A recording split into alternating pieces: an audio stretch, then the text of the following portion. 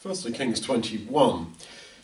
You read here in verse 4 that Ahab has a look at the vineyard that is next to his palace that belongs to Naboth, and he says to Naboth, "I buy it off you," and he says, "No, I can't sell you the inheritance that Yahweh gave me."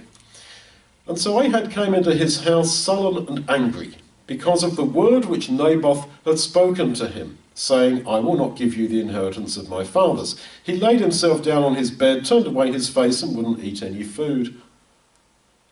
What a depressed, miserable man. He is sullen and angry because of the word Naboth had said. He kept on repeating Naboth's words to him in his own self-talk, in his own mind. He couldn't get those words out of his head. And he's depressed. And we read the same actually in chapter 20, that Ahab went to his house sullen and angry because he'd been told off that he didn't ought to have let a certain man go from judgment.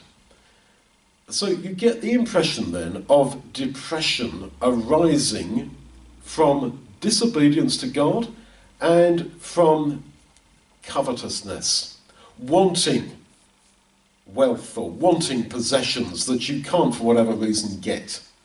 Depression, of course, arises from multi-factors, but in his case here, it was clearly related to this, that he wanted something he couldn't get. Paul says, 1 Timothy 6, that those who are intent on being wealthy, on being rich, pierce themselves through with many sorrows.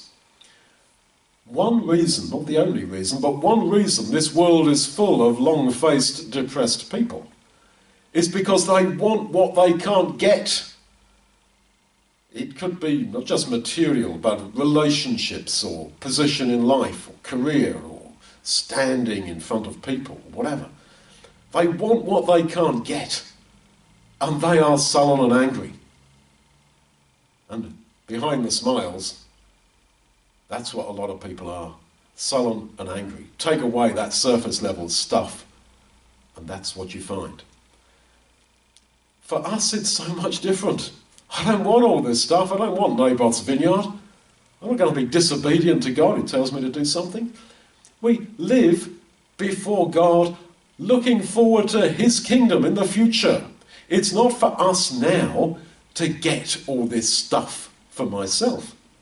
That is the way to depression, to anger. We have got it all coming for us in the future, so we live with all joy and peace through believing.